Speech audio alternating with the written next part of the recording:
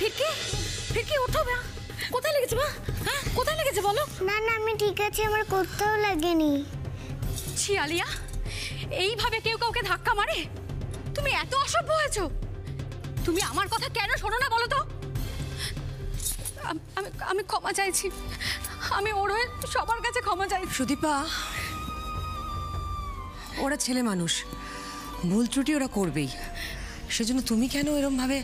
দেখো সুদীপা, বাচ্চাদের উপর না আসলে কোনো কিছুই জোর করে চাপিয়ে দেওয়া যায় না। ওদের তো সরল মন, ওদের পছন্দ অপছন্দ ওরা পরিষ্কারভাবে জানিয়ে দেবে। আমাদেরই তো ওদের মনটা বুঝে বুঝে চলতে হবে, তাই না? কিন্তু মা, বড় বৌমা তুমি একটু চুপ করো। হ্যাঁ, আলিয়া তো পরিষ্কারভাবে জানিয়েই দিল যে ফিরকি কেউ পছন্দ করে না। অপছন্দ নাই করতে পারে, সে তাকে চেনে না জানে না কোথাকার কি একটা মেয়ে, সে যদি হঠাৎ এসে তার জায়গা দখল করে বসে, তার বোন হয়ে উঠতে চায়, তার তো ভালো নাই লাগতে পারে। ঠিক, একদম ঠিক কথা বলেছেন। কোথাকার কে চেনা নেই জানা নেই, সে হঠাৎ বোন হতে চাইলে মানবে কেন? নাই মানতে পারে, ইটস ওকে। কিন্তু অচেনা অজানা হলেই যে তার সঙ্গে খারাপ ব্যবহার করা যায় না, সেটাও বাচ্চাদের বুঝতে হবে, শিখতেও হবে। আর তাই জন্য আলিয়া ফিরকির কাছে ক্ষমা চাইবে।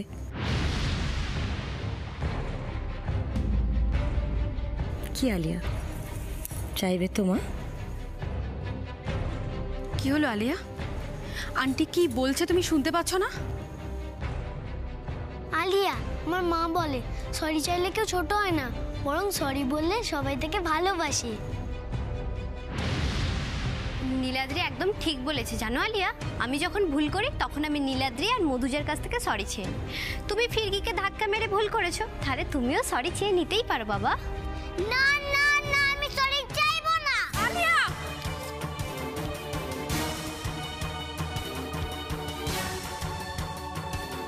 বেয়ান, চলুন বেয়ান, আমরা ঘরে গিয়ে বসি।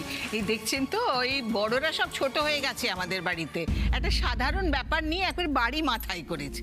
চলুন ভাই আমরা যাই ঘরে, ভেতরে চলুন। হ্যাঁ চল চল। আরে এই যে ললিতা, তুমি কি এখানে আসর সাজিয়ে দাঁড়িয়ে থাকবে নাকি সবাইকে প্রসাদ দেবে? এই যাই কর্তা মা।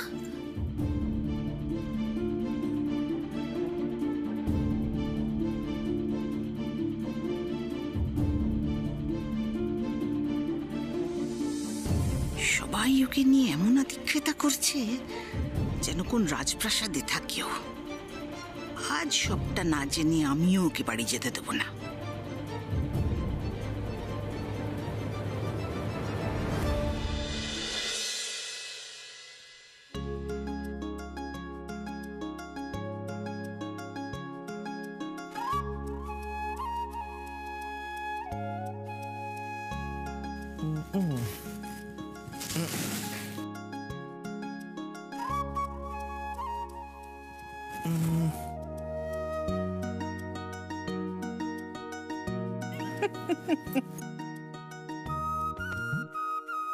দেখ না, এই শাড়িটাতে আমাকে কেমন লাগছে রে?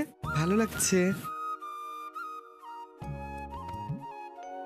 খুব সুন্দর লাগছে রানী, একেবারে রানীর মতো। সত্যি রানী, তুই এমন করছিস যেন জীবনে প্রথম শাড়ি কিনলি। এই শাড়িটা যে আমার কাছে কতটা দামি তোদের বলে বোঝাতে পারবো না। লাখ টাকা দিলেও এর দাম দিতে পারবো না রে।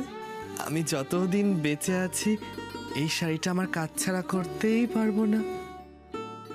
কেন রে রানী, এই শাড়ি তোকে কে দিয়েছে?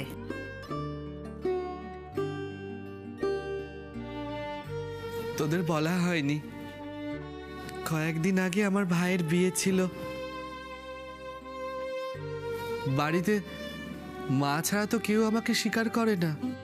ওদের কাছে আমি মরে গেছি। তাই মা আমাকে ভাইয়ের বিয়েতে নেমন্তন্ন করতে পারেনি, সেই জন্য এই শাড়িটা আমার জন্য পাঠিয়েছে। তাই তো বলি, মা ছাড়া এমন পছন্দ কার হতে পারে? মায়েরা ঠিক বোঝে রানী কি পরলে তার মেয়েকে সবচেয়ে ভালো লাগবে। মেয়ে? কেন রে রানী, আমি কিছু ভুল বললাম? না না লক্ষ্মী, তুই কিছু ভুল বলিসনি। আমারই সব পুরনো কথা মনে পড়ে যাচ্ছে। ছোট থেকে বাবা বলতো, ছেলে হয়েছ ছেলের মতোই থাকতে হবে। মা বাবা শখ করে নাম রেখেছিল রাজা। তারপর যত বড় হতে থাকলাম দেখলাম ওই ছেলের শরীরটা আমার পছন্দের না। ওই জোর করে পুরুষ সেজে থাকতে আমার দম বন্ধ হয়ে আসতো রে। তারপরে একদিন বাবা বলল, যদি ছেলের মতো থাকতে না পারো তোমাকে বাড়ি ছাড়তে হবে। মা খুব বুঝিয়েছিল, মা খুব কেঁদেছিল জানিস তো, মা খুব কেঁদেছিল, কিন্তু আমাকে কেউ বুঝতো না রে। আমার ভেতরটা কেউ বোঝার চেষ্টা করতো না। তারপরে একদিন অপমান সহ্য করতে না পেরে আমি বাড়ি ছেড়ে দিলাম। তারপরে কখন যে রাজা থেকে রানী হয়ে উঠলাম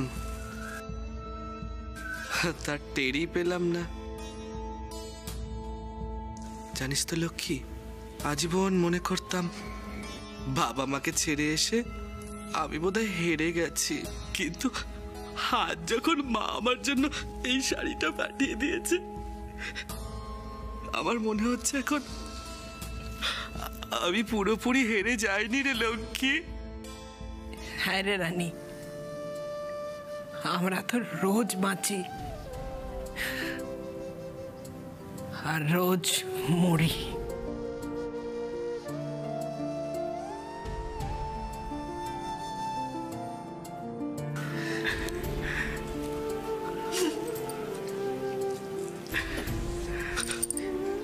এই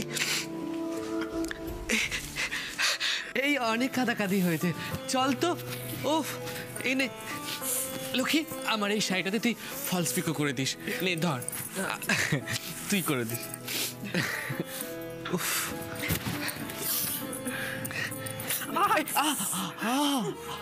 একটু দম নে এবার লক্ষ্মী। এই সকাল থেকে দেখলাম 10টা শাড়ি তোর সব ফলস পিকো করা হয়ে গেল। তুই এমন ভাবছিস লক্ষ্মী? ফিরকির জন্য তুই মাস্টার ঠিক করেছিস, বাড়িতে পড়াতেও আসবে, তবু কি চিন্তা করিস তুই? হ্যাঁ রে লক্ষ্মী, এই মাস্টার কি বেশি পয়সা চেয়েছে? না রে, মাস্টারের মাইনের কথা আমি ভাবি না, ওটা আমি যেভাবেই হোক জোগাড় করে নেব। কিন্তু ফিরকিকে তো বড় স্কুলে ভর্তি করতে হবে, সেখানে তো অনেক খরচা, সেইটাই ভাবছি।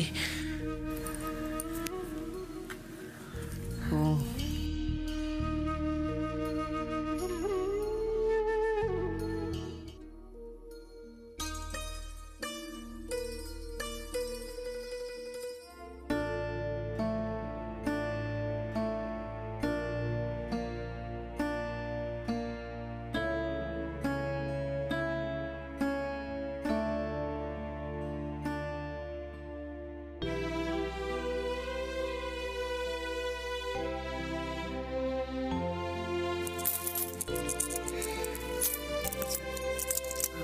চার হাজার, 1000, 5000, আর এখানে হলো গিয়ে 4000, আর রেজকি হলো 1000, তাহলে সব মিলিয়ে 10,000।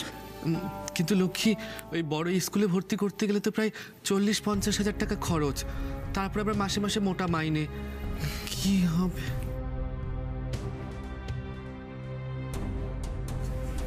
40-50,000?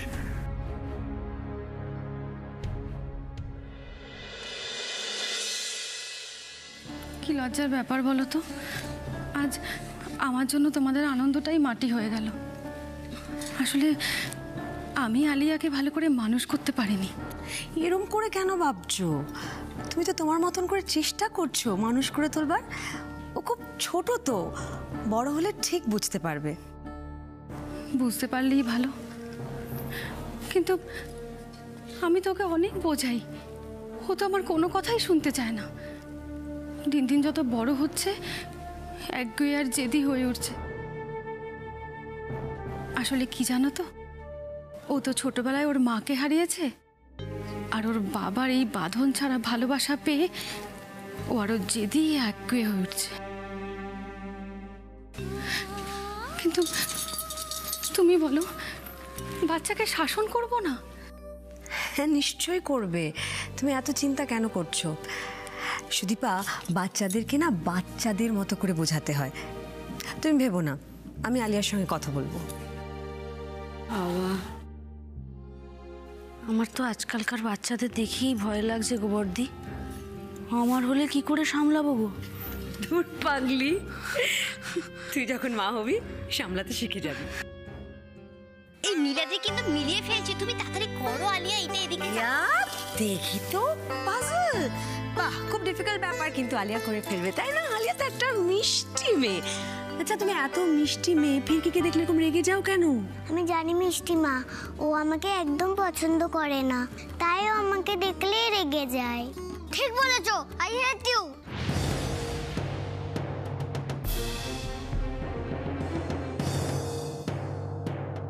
আলিয়া, কেন পছন্দ করো না মা? তোমারই মতন ফিরকিও তো নীলাদ্রি, মধুজা ওদের বন্ধু, ওদের সঙ্গে খেলে, পড়াশোনা করে। তাহলে?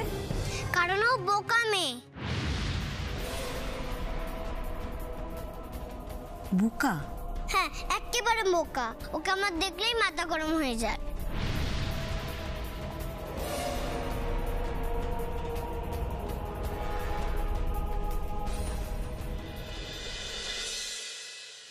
আরে সে তো অনেক টাকা, এত টাকা আমি কোথায় পাবো?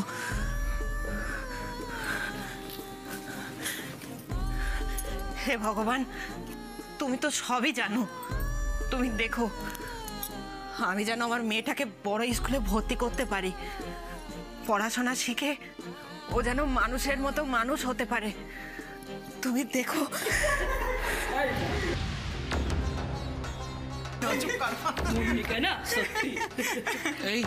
এই লক্ষ্মী, এই ওরা এসেছে, টাকাগুলো আলমারিতে তোল। এই যদি দেখে আবার এনে লাফড়া করবে। বলে দিলাম কিন্তু।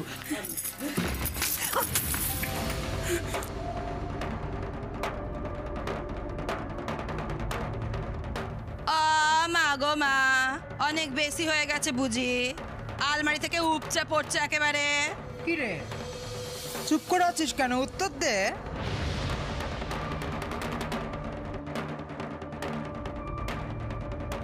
কি উত্তর দেব বল?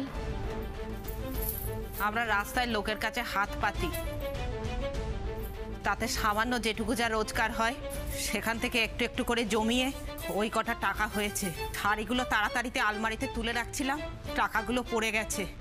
ও, তাহলে আমাদের দেখে তোদের মুখখানা এমন ফ্যাকাশে হয়ে গেল কেন? লক্ষ্মী, শোন রে শোন, তোদের ওই কটা টাকার ওপর না আমাদের কোনো লোভ নেই, বুঝেছিস? বড় লোক কাকে বলে জানিস? শোন লক্ষ্মী, শুধুমাত্র টাকা থাকলেই বড় লোক হয় না। যাদের টাকা নেই তাদের পদে পদে অপমান করতে পারার নামই বড় লোক। যাকে যাক, এবার বল দেখি, আমাদের দেখে এমন চমকে উঠলি কেন? গোপন কি হচ্ছিল শুনি? তোদের নিয়ে কথা হচ্ছিল আর তোরা চলে এলি, তাই? আমাদের নিয়ে কথা হচ্ছিল মানে? তো কি নিন্দে করছিলিস আমাদের নামে? রাতে কি রান্না হবে সেই নিয়েই কথা হচ্ছিল। আমি বললাম তোরা আসলে জিজ্ঞাসা করে বসাতে, আর সেই সময় তোরা এসে ঢুকলি। ও তাই? এরা সবাই মিলে আমার কাছ থেকে কিছু একটা লুকোচ্ছে, সেইটা যে কি আমাকে জানতেই হবে। যাকে যাক, তা হ্যাঁ রে, ফিরকি কই? তাকে দেখছি না যে বড়। এখন যদি রোজি জানতে পারে ওই ফিরকি এমএলএ বাড়িতে খেলতে গেছে, তাহলে তো তিলকে তাল করবে। ফিরকি ওই লাড্ডুর সঙ্গে খেলছে। এই সময় এখন বাইরে খেলতে গেছে। হ্যাঁ, ওই আজকে ওর পড়াশোনা শুরু হলো তো, তখন থেকে শুধু বায়না করছে, তাই লাড্ডুর সঙ্গে খেলতে পাঠিয়েছি। লক্ষ্মী, লক্ষ্মী, এই লক্ষ্মী, এই কি হয়েছে গো? কি হবে গো? ওই যে লাড্ডু বলছিল এমএলএ এর বাড়ি থেকে নাকি ফিরকিকে খুঁজতে এসেছিল।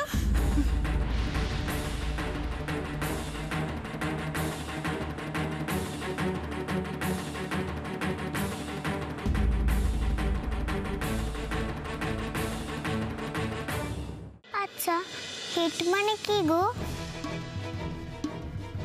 দেখেছো দেখেছো কেমন বোকামে, হিট মানেও জানে না। দেখো ওর ফ্রকটা কি বিচ্ছিরি দেখতে, ওর ফ্যাশন।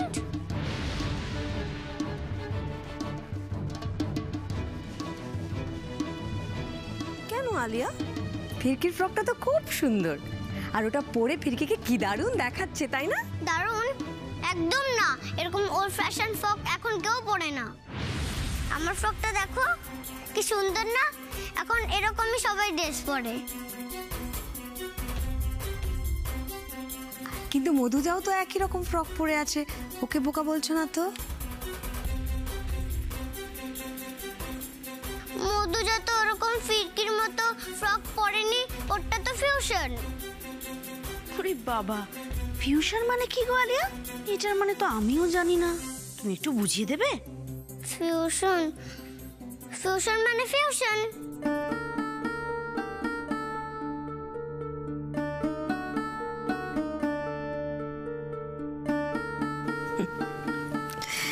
আলিয়া, আচ্ছা বলো তো মা, আমরা কি কারোর জামা কাপড় দেখে ফ্রেন্ডশিপ করি?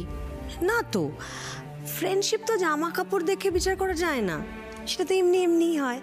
আর পিকিকে ভালো করে দেখো, কত মিষ্টি, কত লক্ষ্মী একটা মেয়ে। এরকম খারাপ খারাপ কথা বললে ওর কষ্ট হয় না? কারণ মনে কষ্ট দিতে নেই। না আন্টি, আমি জানি ও বোকা মেয়ে, এই জন্য আমি ওর সাথে ফ্রেন্ডশিপ করি না।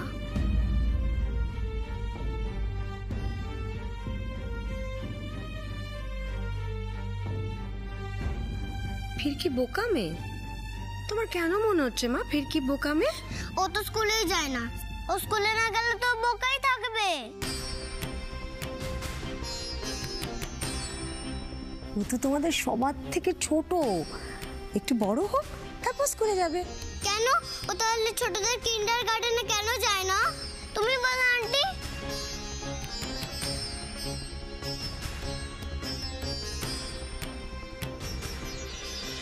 কি বললে? ওই এমএলএ এর বাড়ি থেকে ফিরকিকে খুঁজতে এসেছিল? লক্ষ্মী, লক্ষ্মী, তুই যে বললি ফিরকি লাড্ডুর সাথে খেলতে গেছে। ও হ্যাঁ হ্যাঁ, আমি বোধহয় ভুল করেছি। ওই লাড্ডু কি বলতে কি বলেছে, আর আমি ওর কথা শুনেই ছুটতে চলে এলাম। না গো মা, আমি একটু আগে এসে দেখি ওই বাড়ি থেকে লোক এসেছে। তুই চুপ করবি? লক্ষ্মী মাসি, আমি সত্যি বলছি, তুমি বলো না মাকে। তুই থামবি? সারাক্ষণ লেখা নেই, পড়া নেই, সারাক্ষণ টোটো করে ঘুরে বেড়াচ্ছে, আর বানিয়ে বানিয়ে গল্প বলা হচ্ছে। তুই চল বাড়ি চল, তোকে আমি দেখাচ্ছি। এই লক্ষ্মী, আমি আসি। হ্যাঁ চল চল বাড়ি চল, চল। বাড়িতে একদম চিনি নেই, আমি বাইরে থেকে একটু চিনিটা নিয়ে আসি। দাঁড়া লক্ষ্মী, আমার দিকে তাকা।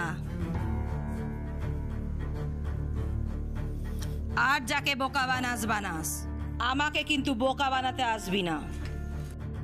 তুই বললি ফিরকি লাড্ডুর সাথে খেলতে গেছে, মিথ্যে বললি আমায়।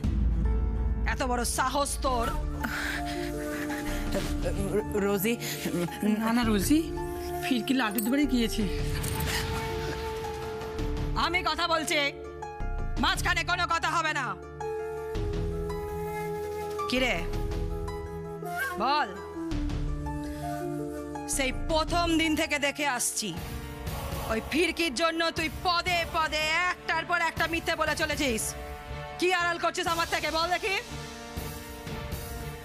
বলিহারি তোর লক্ষ্মী, ওই একটা বাচ্চা মেয়েকে নিয়ে তখন থেকে তোরা ঝামেলা করে চলেছিস, আর কি কোনো কাজ নেই তোদের? কেন মিথ্যে বলছিস লক্ষ্মী? সত্যি কথাটা স্পষ্ট করে বললেই তো হয় যে ফিরকিকে কোথায় নিয়ে গেছে। এই বললাম না ফিরকিকে ফিরকি মাস্টার পাশেই এক ছাত্রের বাড়িতে নিয়ে গেছে, ওখানে একসাথে পড়লে পড়া ভালো হবে তাই। সে কথা আবার কখন বললি? বাবা গো বাবা, কি মিথ্যেবাদী রে। তা বেশ তো, তাহলে বল ওই এমএলএ বাড়ি থেকে ফিরকিকে কেন ডেকেছিল? ফিরকিকে নয়, এমএলএর বাড়ি থেকে আমাকে খুঁজতে এসেছিল। তোর সাথে ওদের কি দরকার? এতে অবাক হওয়ার কি আছে? ও ওদের বাড়িতে বাধায় গিয়েছিল, ও তো আগেই চলে এসেছে, তাই ওরা ওর জন্যই শাড়িটা পাঠিয়ে দিয়েছে। একা ওর জন্য একখানা শাড়ি পাঠিয়ে দিল? ওই যে লক্ষ্মী অত বড় বড় জ্ঞান দিচ্ছিল না, তাই জ্ঞানী মানুষরা জ্ঞানী মানুষের জন্যই শাড়ি পাঠাবে তো।